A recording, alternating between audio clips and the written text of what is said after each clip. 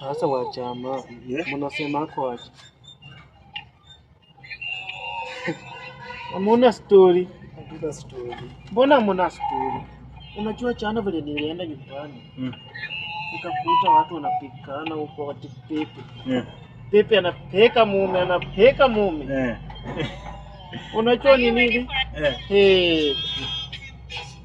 Shida ilikuwa wapi? Pepe alipata mume amechiti. Amechiti. Naye huyo mume mwenye amechitiwa akaanza kupika tena huyu bwana. Unaelewa? Kukuja huku kumbe ni pipi ya wenyewe. Yeye anakasirika. Yeye anakasirika tipona wamekula mama yake.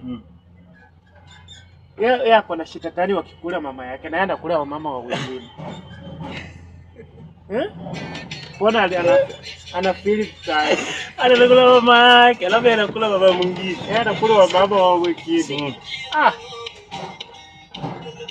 Hiyo ni mzuri kweli. Hiyo si mzuri. Unakula wa mapito wa wenyewe.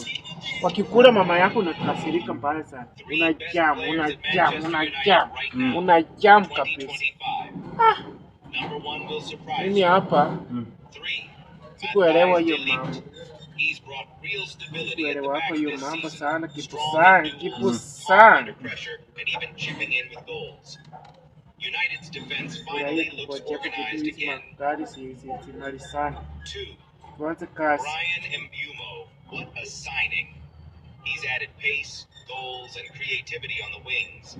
His work rate and confidence have been wacha mimi waacha kitoko. Wala ile kitoko.